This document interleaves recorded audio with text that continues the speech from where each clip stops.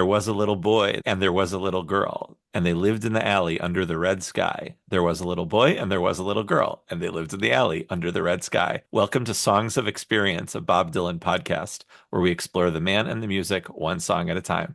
I'm your host, Henry Bernstein, and I'm thrilled to welcome David Lizerbram, co-host of the amazing podcast Rock Docs. Hi, David. Wow, what a buildup. I feel like just don't go listen to Rock Docs because you're only going to be let down now. But Oh no. Well, no, I no, have no. to say Anyway, I'm a little starstruck right now because it is one of my favorite podcasts. I love oh, rock. thank I you. love documentaries. I love rock documentaries. I love rock docs. That's that's literally what we're all about. So thank you very much. That's very kind, and we have fun doing it. And somebody had to do it. Somebody had to be out there talking about music documentaries. So I know Just had to happen. I can't believe someone hadn't yet, but Yeah, there's now a few others out there, riding the coattail. No, no, yeah. it's a very small little niche, but we enjoy it. Yeah, well, as Bob Dylan fans and as podcast people, we love our niche within niches, right? Yeah, So, exactly. so David, before we get into Under the Red Sky, I wanted to kind of get your little origin story of your Bob Dylan fandom. How did you get into him? Why did you get into him? When did you get into him? Okay. Well, answering those in no particular order. I mean, I don't think it's any kind of unusual story.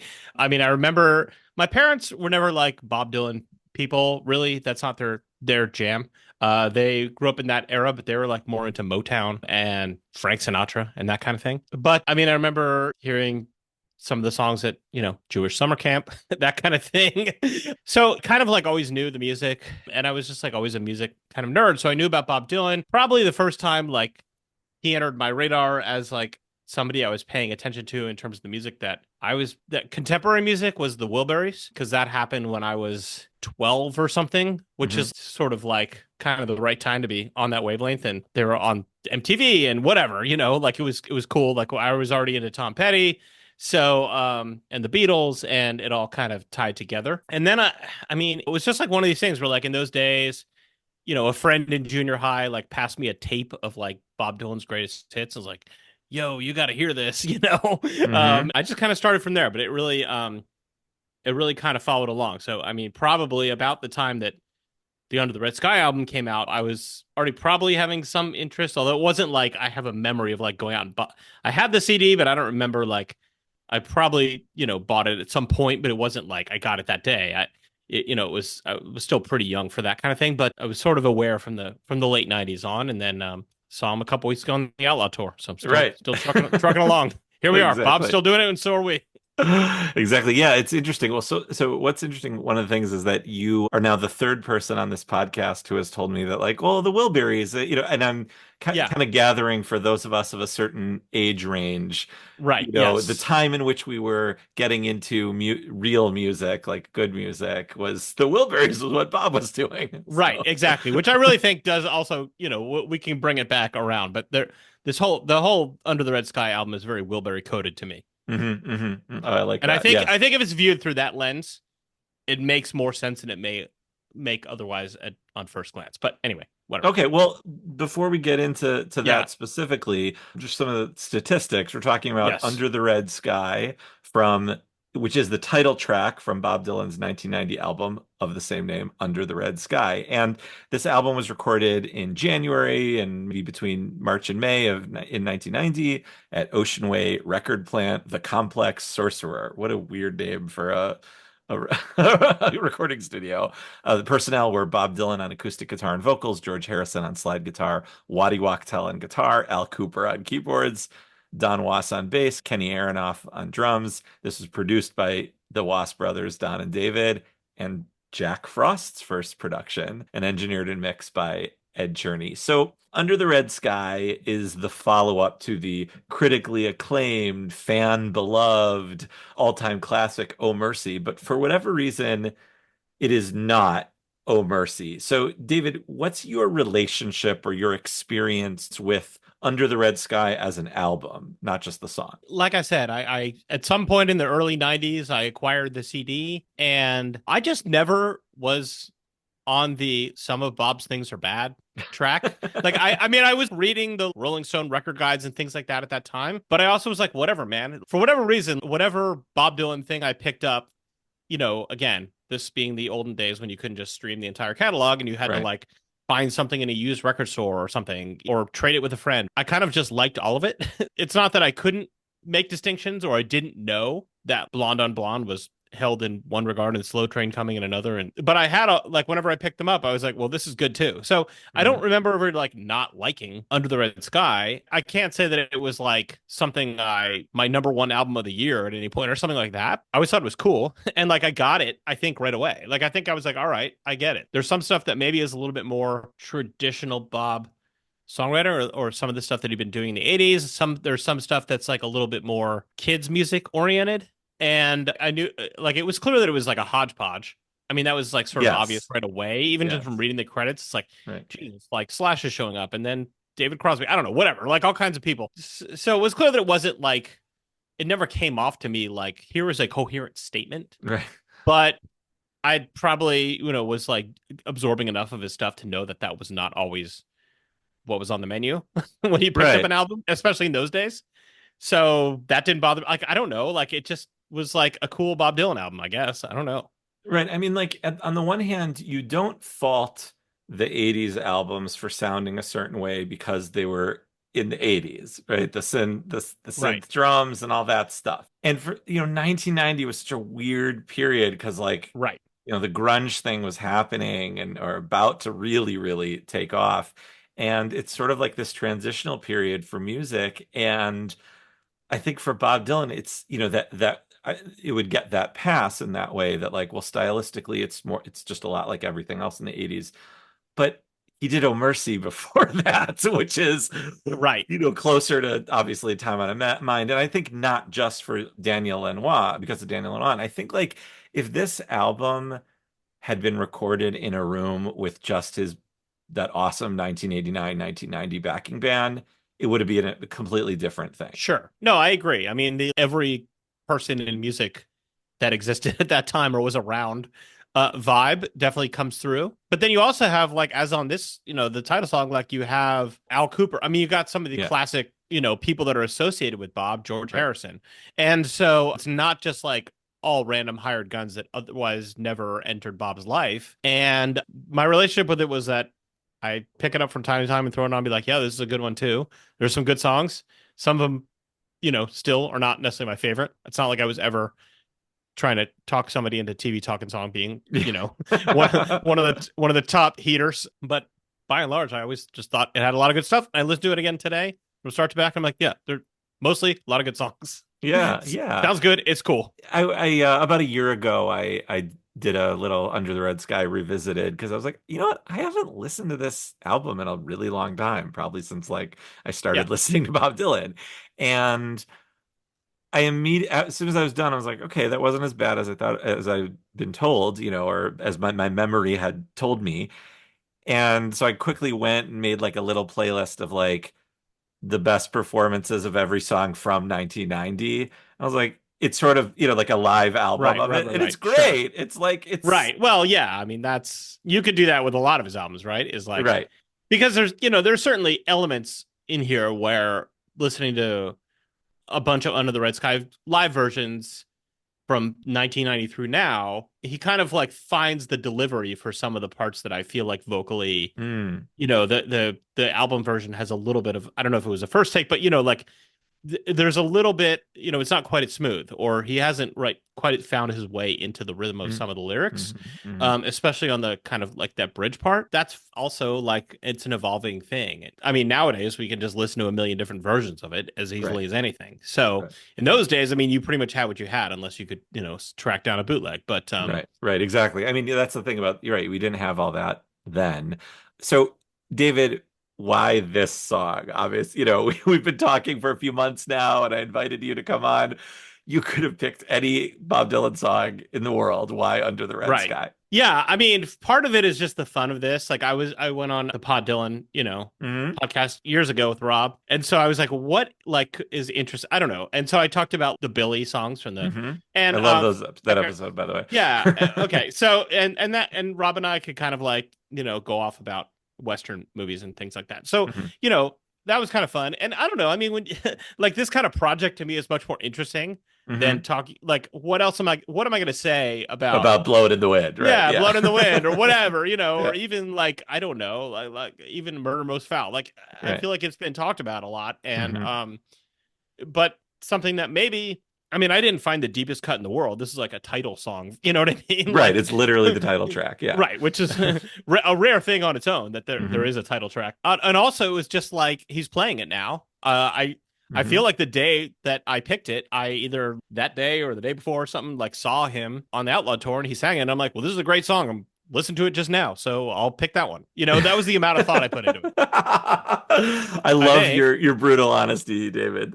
Well, it was like whatever. I mean, really, almost any of his songs like could. I mean, that's kind of the principle of like one of these type of podcasts, right? Like, Right. there's something to dig into. So, something I have not spent like a song that I have not spent my entire adult life thinking about is in some ways more interesting Hmm. than something where I've read 50 million theories about it, and not that Yeah. that's not it's just I don't know. That's the amount of thought I put into it. Well, you mentioned seeing it in San Diego a few weeks ago. So I saw it at the Hollywood Bowl a couple months ago, and then saw it this last week in Somerset, Wisconsin, and in Tinley Park, Illinois. So that was my first and only three times seeing it. It was like it Right? was, Yeah. and Same. Yeah. what's funny about Bob Dylan, I had said this about Silvio after the weekend, but I've now heard Under the Red Sky more than times that I've heard Forever Young, Mr. Tambourine Man, It's All Over Now, Right. Baby Yeah. Blue, Sure. Just Like a Woman, Knocking Right. on Heaven's Yeah. Door. And Right. that's just Yeah. one of the wonderful things about Right. seeing Bob Dylan. Like, as of tonight, this song has been performed a pretty impressive 171 times. And we're Yeah. recording this in September during the Outlaw Tour. The first time on October 11th, 1990, and most recently tonight on September Yeah. 12th. And I think there's something about this song that when Bob picks a song, it's like if he likes it, then I like it.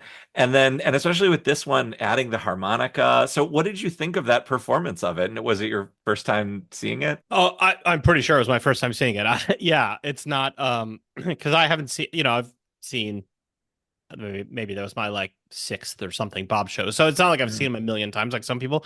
Yeah, I mean, I knew the set list because he'd already been doing it on the Outlaw tour, and I pretty much expected it to be the same, which it Mhm. was. I mean, once in a while he throws a curveball in, but so I pretty much knew that it was coming. And it was just one of the ones that, for whatever reason, I was looking forward to. Maybe because it was a little bit less well known. I mean, I was looking forward to all of them. And I mean, he's doing 6 days on the road, which I used to play in a band. So like I know Oh, that one nice. inside and out. Yeah. Stella Blue, like I'm a huge, fan. So it's a great performance. I mean, I think I don't know. I'm not saying anything that anybody hasn't said, but if you like go on YouTube and just type in Under the Red Sky Live and like listen to a version from the early 90s and then listen to a version from last week or whatever, as we're recording, his voice is incredibly strong and beautiful. I mean, you could catch it one night or the other, but generally speaking, it's not that different. It's not like radically reinvented. Where if you know the song, you're not going to recognize it. It's not at that level of radical Hmm. reinvention, but Hmm. it's just a cool pocket that he settles into. Yeah, I mean, I think it's just a beautiful version that he's doing right now. It really is. Yeah. I mean, he continues with these very simple lyrics of there was an old man and he lived in the moon. One summer's day he came passing by, and he repeats it as the main part of the song. It's in many ways that like sort of like a blues song. There's this Yeah, repetition of the lyrics, but it's not a blues song. As a right. musician, David, what are your thoughts about the structure, like the chord structure? They're not really being a chorus. There's just sort of this repeat, and then there's these two lines of basically a bridge, not a Right. chorus. Yeah. What do you think about that? I mean, that's kind of a common Bob structure is not Hmm. to necessarily have a standard chorus and it's just a tagline at the end of which is a folk Right. song kind of thing. Right. And Right. then he kind of dresses it up a little bit by, putting in this sort of bridge or Mhm. one little B section. And so it works when it works. And it usually works when he's doing it. And when Mhm. somebody else does it, it usually doesn't work that well. I don't know. I mean, there's plenty of other examples. I think it's great. I mean, I've thoughts about the structure of the recording, Let's hear which we it. can get to. Well, Please.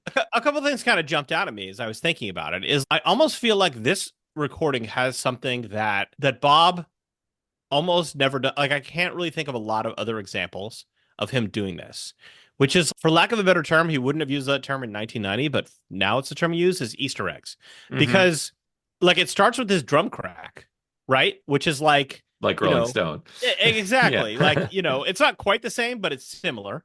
Right. And And then he Al goes into Cooper's right there right. playing And it. then you go into the Al Cooper organ, which is not the same, it's not, he's not playing the same thing. And then right before the lyrics, this little piano riff comes in. And I don't know if that's Al Cooper playing the piano because there's no separate credits that I could No. find because it sounds like there's also accordion in the song. So like, or Yeah, maybe it sounds that's like a harmonica underneath it first, but if you listen more closely, right. it's a accordion or Yeah. something. Yeah. It could And also maybe, be just the organ too. right. I don't, yeah, synth. Yeah. I'm not really sure. But the piano piece comes in and that is almost exactly the little intro piano riff from Just Like Tom Thumb's Hmm. Blues. It's like you almost at that moment, like every time I hear it, you just expect him to say "When you're lost in the rain and water." You know what I mean? Like Yeah. it's just and like Even live a little bit. yeah, Like, yeah, is yeah. Even that live a little bit. is that? Yeah, yeah, yeah. He can Yeah. catch you. Yeah. They can if they play that version, with that kind of little because that riff sort of recurs as a motif, but not. But it's that one part right before the first verse that's the most whatever, similar to the Just Like Tom Thumb's Blues piano figure. And it's like that can't have been an accident. And like, I don't know if that's just Don Was like telling Al Cooper or whoever was playing the piano, or he could have been playing the piano. Don Was could have been. It doesn't sound like Bob Right. playing. I don't know you never know, of course, whose intention is being expressed here, or other than like presumably Bob signed off on it. But although who knows with this album because but Right. it's really rare for him to do that kind of thing. For him to be like, "Hey, here's a little sound. Remember this sound?" You know what I Hmm. mean? Like Hmm. he doesn't do that vocally, like hardly ever. Yeah. He'll much to like many drunk audience members' dismay over the last 60 years. He refuses to do that. He will often play the songs radically different, as we know, in many different ways. And yet, here's an example of him like doing a new song. And I don't know if that was like to recapture the audience or remind people about it, or if it was just what happened in the studio, or was sort of an accident, or what. But like that's just like it's just like a weird thing that he doesn't do. So that's kind of the first, like in the first 10 seconds of the song, that's kind of the thing that I notice that is a little interesting, a little unusual. Hmm. And again, and then 34 years later, he's never kind of done. I can't really think of him doing that again. Maybe somebody who's listening is screaming like, "Oh, this one song of modern times."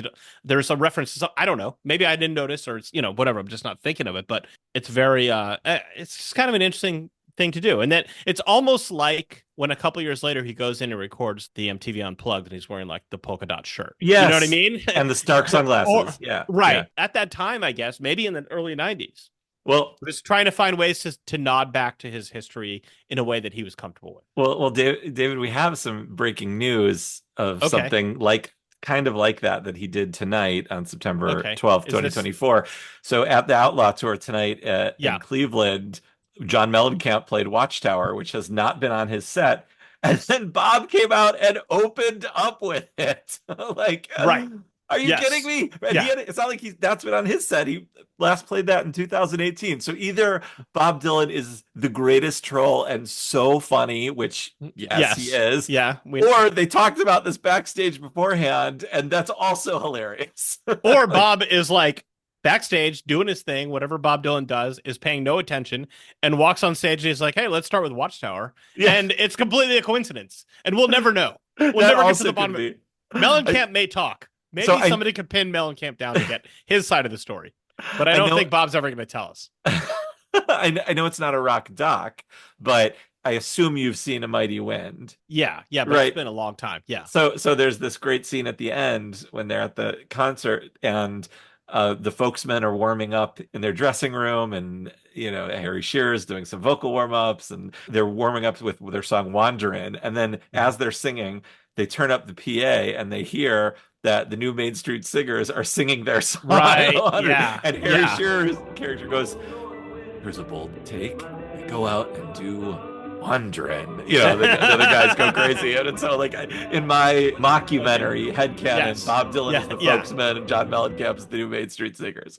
Exactly. Who knows why any of these guys do their thing, but Yeah. um yeah, so that is he's still surprising us to this day. I think is the button we can put on that.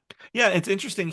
About this album in particular, and I just sort of rope the song in with it. He said in 2006, which was 16 years later, which now that like screws with Right. my time machine. Yes, Like right. 2006 was when modern times. That seems so long Right. from Under the Red Sky, not 16 years. Anyway, he said Dylan said something that like the studio sessions were something of a muddle and lacked clear focus. He had been in and out doing Wilbury stuff. And then he said something like maybe it was about his hometown, maybe his Right. childhood. But what is this song about to you? What do you think? Is it just some clever lyrics rhyming together, or is there some substance here? In accordance with the somewhat childhood related content on the song and the album, Yeah. I was playing this song in the car today for my 7-year-old. So Okay. I asked him for his interpretation. So this is Miles Lizerbram's take. I'm just gonna, Okay. I'm just gonna paraphrase. He said, maybe the old man is the moon. Like, okay, I Okay. suppose. All right. All right. Not then he wasn't really sure why he left home. That part didn't make sense because he's like, the moon is his home. The old man in the moon, well, as we know, canonically, the moon is his home. And so he wouldn't and then I said, why is the sky red? And he said, I guess there's maybe like a bad guy in the sky with a knife and he's cutting Okay. people, which is like, okay, sort Very of not, 7-year-old thing to say, but okay. yeah, Yeah. but it's not totally off from that. So anyway, I didn't Right. ask him about the kids being baked in a pie piece. That, was maybe a little much. But anyway, Right. that's as good as, I can give you my interpretations, but, that's one take on it from the perspective of the age of child that Bob was presumably singing to and entertaining when he's coming up with Wiggle Wiggle and Under the Red Sky and all that stuff. Right. So, Right. okay. I mean, I don't like have an answer. I mean, it seems like maybe it's some kind of environmental parable. I just think it's like a lot of things that I was thinking of that are.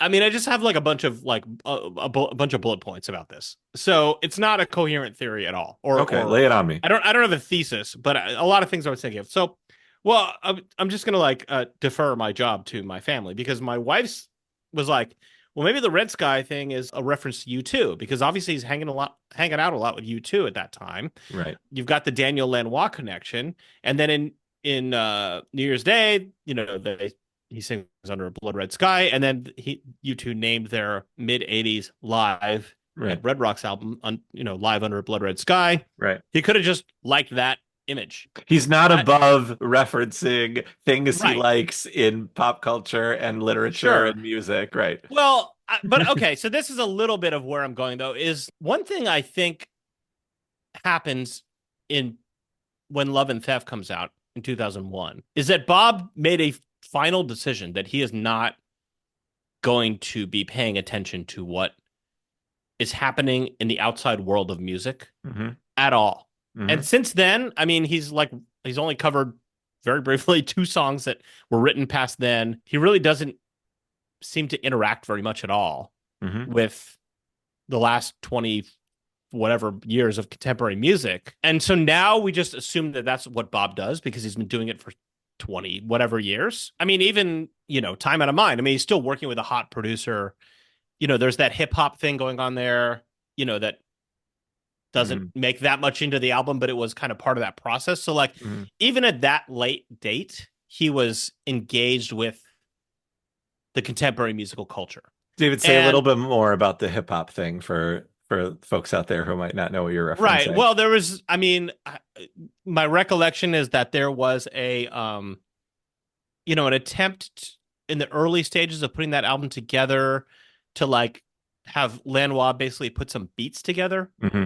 and and kind of, I mean, I don't really know. Like, supposedly Bruce Springsteen made a hip hop album around that time that was never released. Like, this was happening, right? Like, the white guys were trying to get into the hip hop, and some of it worked and some of it didn't. So some of that shows up on like a little bit of Dirt Road Blues or whatever. But Right. like, it's really Right. just not like, we don't really have that. I mean, it didn't really come out on the the bootleg series, whatever. Maybe Stephen Hyden would be able to tell you more about this than I could. But the point being that like there was at least some engagement with like what's happening in music today. What are the kids listening to? Whatever in the late 90s. So and then by 2001, that's done. He's Right. living in the life of a 1890s riverboat gambler, and Right. he's never to return. Right. Right, and that's cool. I mean, we love that version of Bob. But in this time, 1990, he clearly is still trying on his own way, or feels some urge to or impulse to engage with his contemporaries or with pop music, Hmm. right? So maybe Hmm. there's that U2 influence. I don't know.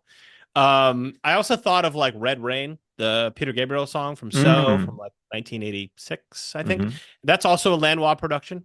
So again, you've got this whole like I'm sure he was checking this music out. I mean, it was on the radio, in those days, like I'm sure he's listening to the radio. You can't avoid it. And also like, sure, Lanois is playing this stuff for him, or, who knows what the relationship, but it's filtering through. People were making music that was environmentally themed at the time. I'm thinking of like Midnight Oil. You Hmm. know what I mean? Hmm. Hmm. And so it could be that like Bob was like trying to do an environmental themed song, but like he didn't want to do something as explicit as like the 60s folk singer stuff or the Hurricane or the Christian era stuff. So like he's just kind of like filtering it through. Hmm. So that's kind of one track of like maybe he's just engaging with what his peers are doing a little bit, and that kind of, I mean, that's part of it in terms of like the title. And then that's combined with the nursery rhyme element of most of the lyrics, right? Where Hmm. you've got like there was a boy, there was a girl. It's kind of weird that I always thought it was weird that they're living in an alley under the red sky. Like when you think of an alley, you don't necessarily think of a lot of sky being visible. I don't know how Right. many alleys you're lurking around, Henry. Yeah. When I'm like creeping down an alley, the I don't sky really is see not. much sky. Yeah, Yeah. exactly. I'm not really sure. And then there's a river. Like I don't know. I guess you could have an alley right near a river, sure. But I don't know. I'm not quite sure where to situate all these things. That all that stuff just seems like it's clearly drawn from nursery rhyme stuff he's talking to his Yeah. kids about, and also like classic folk stuff. Like then Yeah. I've got to, so I'll let you kind of give your kind of feedback on that one. Well, my feedback is, and I definitely want to hear what you have to say about folk music, but I want to be as generous as you, and part of me also looks at these lyrics and first of all, who am I to be critical of Bob Dylan and his lyrics? But some of them to me seem like he discovered the a rhyme dictionary for the first time. And he has talked about that, how like Yeah, for years and years he didn't know that was a thing. And obviously now you can go on rhymezone.com, but that next part, someday little girl, everything for you is going to be new. Someday little girl, you'll have a diamond as big as your shoe. right. What you're saying is child is sort of geared towards children. I just think is sort of juvenile Okay, and childlike. sure. And maybe Childish rather than childlike. yes, yes, childish rather than Okay. and so but maybe I'm not giving it this song enough credit. Well, I don't know I that. I don't even know that I'm giving it that much credit. I'm just saying, like, where are these things coming from? Like, right. yes, the diamond as big as your shoe piece rhymes. It also like could diamonds on the soles of your shoes. That was another popular one that was like at that time, and it just kind of got me the feeling that like he's a dude driving around LA in his whatever Mercedes, listening to the radio. He's hearing his contemporaries having big hits: Peter Hmm. Gabriel, Red Rain, Hmm. Paul Simon, who he like more. I mean, almost like grew up with, like very Right. contemporary, thinking diamonds on the soles of her shoes and like winning every Grammy and getting and it consciously or subconsciously is like I could do that. You know what I mean? Here Hmm. you go. You want Hmm. the diamond in the shoe? I got you. You know what I mean? I got your diamond in the shoe right here. I don't know. And again, maybe it's like I mean, the whole purpose of this conversation is to like try to dig and dig deep. But that's just kind of like I'm situating myself at that time. You know? But that's my point too. I don't think it's that deep. I think maybe we're saying similar things, that there isn't much depth to it. It in terms of like it's just things that are coming to him, Right. and he's yeah. It's just a collage of Hmm. of what's going on, much like the music aspect of, I mean, the songs simple music. All the songs in this record are very simple musically, Right. and it's a hodgepodge of like who's around. Hey, Right. let's get this famous person. Okay, and Right. also my buddy Al Cooper. Okay, this is my kind of other take on this. Okay. Is We're here for the hot takes at no, Songs of no. Experience.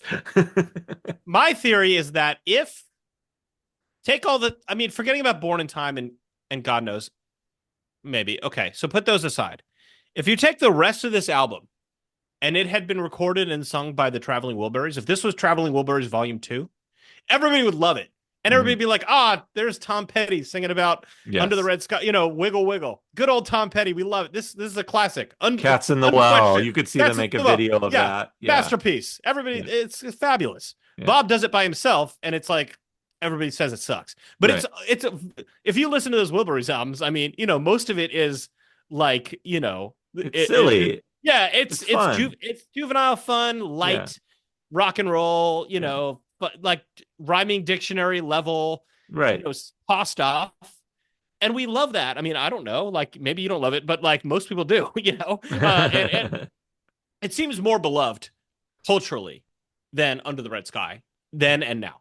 Right. And it's really just a framing matter, and maybe the performances, like maybe Tom Petty could sell that stuff differently, or George Harrison, or whatever, and maybe the Jeff Lynne production was more coherent than the like Jack Frost was Brothers production here, whatever. Mhm. But nonetheless, a lot of it, congratulations is not that different. The point being, like, if you look at this as the other Traveling Wilburys album or a companion to that, then it doesn't have the weight of like, this is a Bob Dylan album.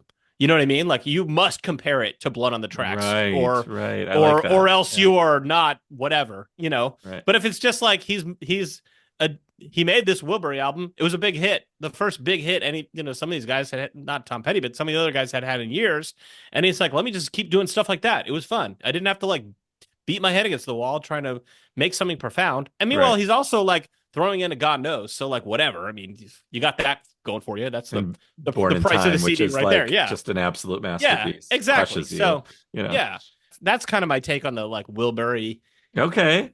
If it's Wilbury coded, you can kind of then listen to it and be like, all right, man, handy dandy. Sure. Go Wilburys could into have sung my that one all iTunes day and long. rename it with Traveling Wilburys too. Right. If like, some future AI tool can, make like handy dandy as sung by the Traveling Wilburys, like it Right. probably would sound killer. I don't Right. know, Um anyway, that was kind of a tangent, but No, I love that. I think that is a great way to be, as I was saying, what I was not being, which is more generous to it, that it's sort of the Lost Wilbury album in a way. I mean, I think for those guys, 88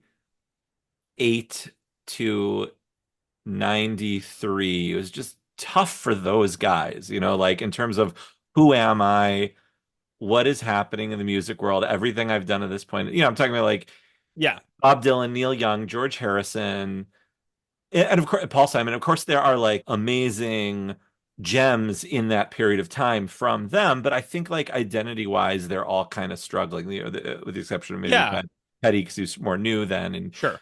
Springsteen then, like who's a little younger.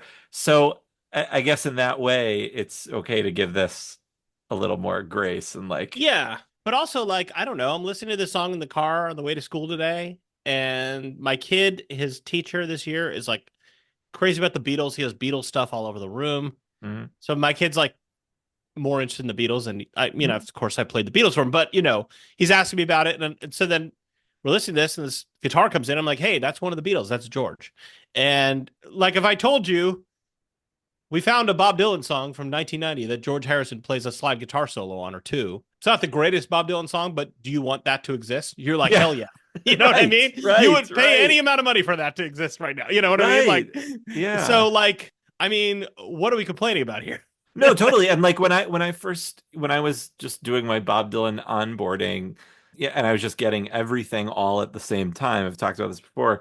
Uh, Under the Red Sky, I had like the Columbia House, Yeah. music, and that's how I got all the Bob Dylan albums. Like, great, I can buy one Bob Dylan album for full price and like 10 for a penny, Right. right? Yeah. And Under the Red Sky was just one of them, and kind of like you, like what you said about taking it all in and not thinking one period was worse than the other. That's a lot of how I experienced Bob Dylan. Like I wasn't alive when the Christian period happened, so I wasn't angry about it at the Right. time, and or things like that, or that wasn't bad that he went electric, whatever. So Right. this is just another Bob Dylan album, Yeah. and that comes among all the Bob Dylan albums. If I'm going to continue to stretch even farther, Stretch it. you know what I Yeah. mean? And perhaps you could speak to this a little bit, but Mm. there's a few biblical references to the red sky. So I'm just kind of wondering, like, does that kind of sneak in at all? There's one I looked up, Matthew. Now I haven't read the quote unquote New Testament in quite some time. Right. Although Yeah. I did go to Episcopalian high school and Did we you read really? we read it front to back, so Yeah. I'm quite familiar. But Uh-huh. I'll just if I may turn your Bibles to Matthew 16:2-3.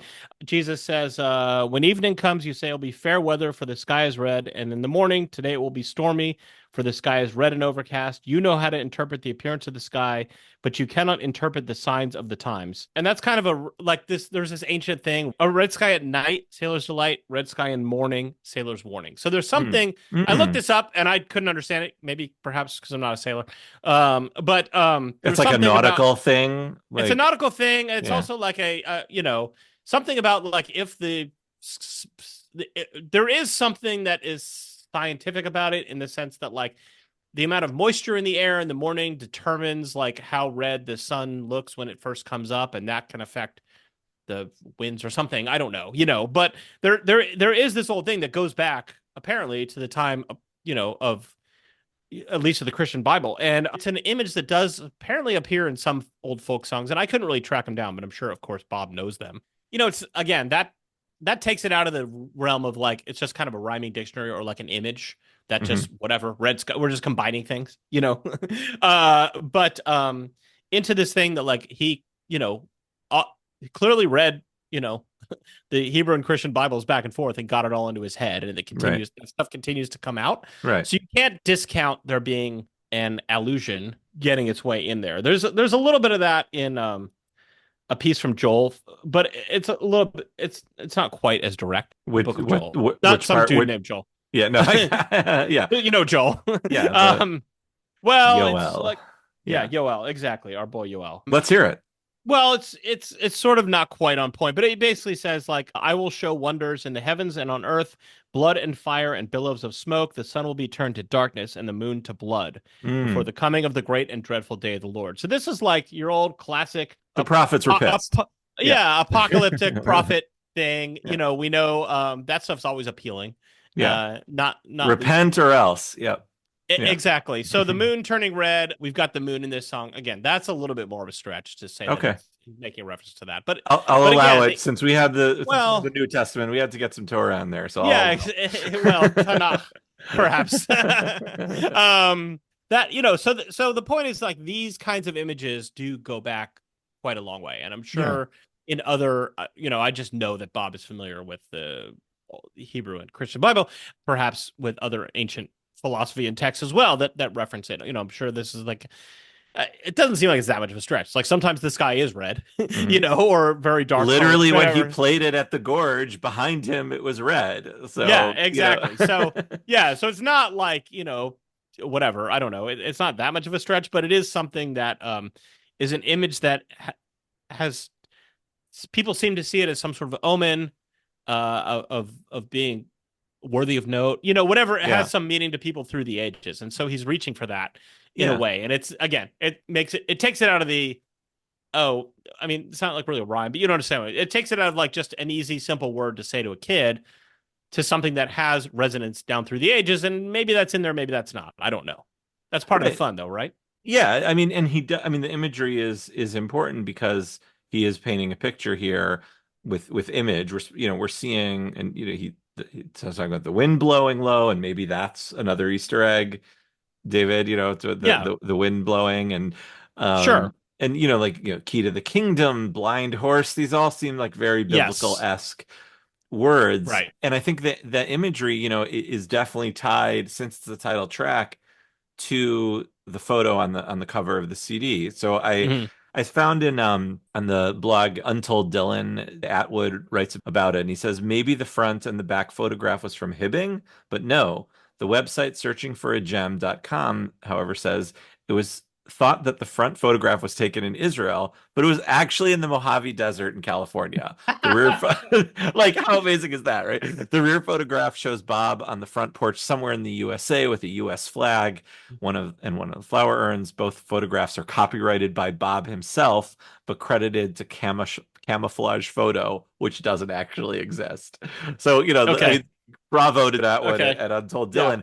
But Produced by Jack Frost. yeah, exactly. But I love that, that we're looking at it and it's like, we're talking about these biblical references and the imagery, and it's like, oh, well, maybe it's Israel. No, it's the Mojave Desert. This sounds like a text my mom would send me. Like, I heard this Bob Dylan shot an album cover in Israel. Like, all It's right, mom, we'll see. right. It's actually 2 hours from his house. Right. He went on a little road trip. So Yeah. Like, you leave Malibu, go to the Mojave, come back and be there for lunch, you know. yeah. But he does say, let the bird sing, let the bird fly. One day the man in the moon went home and the river went dry. So there is that moon imagery, like you were saying, from the book of Joel, which I wouldn't put it past Bob to get it cut as deep as that Right. to be And to and you reference. yeah, and you may be more qualified to speak on that side of it than me, but having Well, even as a former Jewish educator who taught a lot right. of prophets, a lot of Nach, I don't know if I ever went as deep as Joel, but as Well, say for you all that that can be your portion this week or there whatever. you go. Yeah. Yeah, I mean, that's about as deep as I go. I'm not Okay. gonna. I mean, obviously, the like baked in a pie is like that's a classic folk song, nursery rhyme thing. I don't know why that is a big.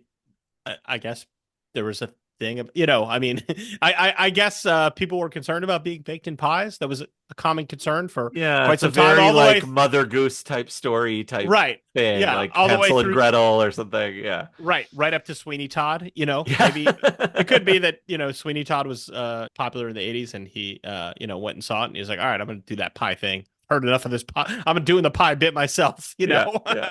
Exactly. Look, it's a sketchy one in the sense that, like, it's not like it's not even like Lily and Rosemary and the Jack of Hearts where you can kind of follow the characters along. You know what I mean? You don't get a lot about the boy and the girl. Right. You know what I mean? They lived in an alley. They got baked in a pie. A little bit of this happens, a little bit of that happens. You can kind of draw your own conclusions. The man in the moon, you're not really sure. Was he responsible? Is he being accused of this pie related crime and the river running dry? Or did he leave because he saw the pie thing happening and he saw the river running dry and like, I'm out of here. This moon situation is not working for me. I don't know, but it doesn't, that stuff doesn't just command a lot of attention. It just kind of goes by. I mean, But again, it's I just like love Froggy vibes. when a courting, so why can't I love Under the Red Froggy Sky? When According, come on. Froggy When You According is a killer. you I could love Froggy sing When According. this to the tune of Froggy when a courting. But Probably, yeah, yeah. I used to sing Froggy When According to my kid when he was really little, so I should bust that one back out again. Yeah, little kids love that one. Yeah, it has that kind of element, and you can see that then he just like whatever after this album, bricks, just goes like, well, why don't I just like do the original folk songs anyway rather than Right, trying to write my own, right, right. and that worked out great. So good, great, we got that out of it, Yeah, and everything after this really is like my favorite Bob Dylan. right. Well, yeah, okay. I mean, sure. Christmas in the Heart, the whole thing. Maybe, You're maybe not taking it Christmas all of the Heart, but maybe not Christmas of the Heart, I and mean, and I maybe love not I love all of the everything. Sinatra stuff, but I mean, I love that stuff. That's yeah, that's like right up my alley. But I hear what you're saying. Yeah. yeah. Yeah, it's he makes a turn, and you could argue, does that turn happen at Love and Theft? Does it happen at Time Out of Mind? Does it Mhm. happen with the with as the evolution of the Never tour, or with the Good as I've Been to You and the World Gone Wrong? I don't know. Then you just keep going back, and you're like, all right, this one's good. And then before that, you get Old Mercy, so it's not like he was struggling. Right, There's right. just like there's gems all scattered through the catalog. Yeah, and I mean, as a live song, it really works. I mean, it's like It's there's great. something Yeah. to come on. This dude is out here spitting songs with a lot of words. A lot of his career, guys You know what I mean? He's throwing a lot of bars out there. He And finally so has a lyric book up there to help him. I'm so happy yeah, for and him. yeah, exactly. Just come on, man. And so I totally get why, even at the time, like the early 90s, whatever, especially when he was doing so many different songs and, doing a lot of his more wordy material, if he's doing Joker Man, there's a lot of words in these songs. And then like to have this one where he's like, this one, I really don't have to tax the old noodle on this one. I can, Yes. you know what I mean? They're, baked in a pie. No problem. I got And this. and and and his Bob Dylan brain can easily substitute a different rhyme if he doesn't have the exact, whether Right. he's doing it on Yeah. purpose or Exactly. Exactly. So, this one's like maybe like a little bit of a breather, but like it's a simple instrumental piece, but like it just kind of works. Yeah. And it's a simple melody. It's not that most of his stuff like is that challenging melodically or instrumentally, but even for him, this is pretty simple. But it just kind of works. Like I've not. I mean, you can hear live versions where his voice sounds lousy or the recording is bad or whatever. But like, certainly have not listened to all 170 of them. But I never hear it and think it sucks. It's Right. just a vibe, Right. and that's Right. cool too. Yeah. Yeah. Everything doesn't have to be whatever. I don't know, like a profound statement. Right. Absolutely. All right, David. So before I let you go and before you tell me a little bit about Rock Docs, I have an exit question for you. Yeah, And I don't know if when you were on Pod Dylan, Rob was doing those yet, but yeah, I um, think so. okay. So But even if you this, ask me the same question, I will not remember what I said. So I don't remember what he said to you on that one. And so if it is, it's amazing coincidence. But here's your exit question.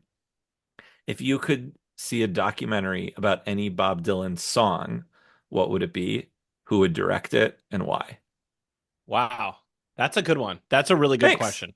Okay. Thank you. Wow, you're good at podcasting, man. Good for you. Jeez. Okay. Okay. I will say, oh man.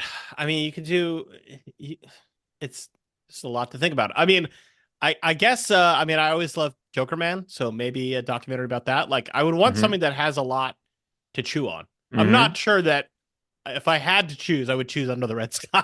Whatever. Like a 8 hour long get back version, Oh, babe, I'm under interrogation this. of a handy dandy, I don't Yeah. know. But no, I mean Jokerman's always been fascinating, so you could just pick that one. Let's go with And Joker Man. Yeah, who would direct um it? who would direct it? Is this like living or dead? Sure. Okay. It's your I'll do, question. I don't know. I'll do Andrei Tarkovsky. Okay, and why? Well, first of all, he only made like 6 movies, then he died. So like, it'd be nice to have another one. He made Andrei Rublev. Mhm. So he, was quite well versed in this sort of apocalyptic biblical literature, and most of his movies have that sort of creepy, weird sense of like Mm. doom, and like So not Solaris. necessarily a documentary director. No, I don't know that Yeah. he ever directed. He Yeah. might have, but I Yeah. don't. He may have, but Yeah. I don't know that he directed. I've never seen it. Interesting. So, oh no, I don't. Yeah, no. I mean, it could be somebody who just does documentaries, but I'd rather just. I kind of like it when somebody who's just an artist in another field comes in and does a documentary because it's just hmm such a different perspective. hmm Yeah, he may have died before that song even came out, or right around that. I'm not 100% sure on the sequence of events. I wasn't prepared for this question, but yeah, I don't know. I'm just gonna go ahead and say, Let's do it. That's great. Get it on. probably that's probably not an answer. If somebody else gives the exact same answer, coincidentally, like introduce me to that person because we probably would really get along. Okay, Amazing. there you go. Well, Do with David, that what you will. I'm going to lock it up tight. So, David, can you tell us about a little bit about Rock Docs and where folks can find you and if they want to talk about Bob Dylan with you or Yeah, all the David well, things? yes. We are at Rock Docs Pod on Twitter and Instagram and stuff. Yeah, I mean it's a documentary. It's a podcast about music documentaries. It's me and my friend Andy, and we're coming up on about 100 episodes, give or take. And in most of our episodes, we just discuss a documentary, sometimes with a guest, sometimes by ourselves. We try to cover as many different eras and genres and all kinds of things. But for Bob Dylan fans, we've certainly hit most of the big Dylan ones or Dylan related ones, from The Last Waltz to the Rolling Thunder to Don't Where's Look Back with Glenn. Ray Paget, my favorite episode. Don't look. Thank you. Don't look back, of course, with Ray Paget. Where there's some more coming up Ooh. to be disclosed, Oh, and then okay. of course Bob pops up as a character. You got the We Are the World one. Yes. He shows up from time to time in other related documentaries. So Did you there's guys plenty of just drop everything when We Are the World came out? Like, did you have something else planned? You're like, we have to cover this right now. no, yeah, that one was like really kind of big. Yeah. So we did kind of scramble the jets to get that one in. Yeah. Although, like, sometimes we talk about a documentary years later, so like, Right. we're not like bound to a timetable. But yeah, I mean, we've done documentaries from the 60s to like ones that came out, whatever, a month ago. Mm. So if you're interested in music documentaries, you can check that out. Or if you have a suggestion, like, hey, you idiots haven't talked about this one, why not? You suck. You can Okay. tell us that on Twitter. Well, if you ever want to talk about Miss Americana, Taylor Swift, I'd be happy to throw in my hat into the ring.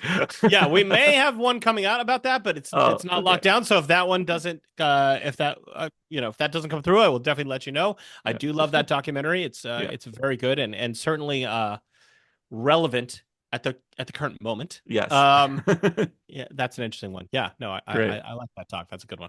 Great. Well, thank you so much, David. This was amazing. Yeah, thanks a lot, Henry. It was a lot of fun.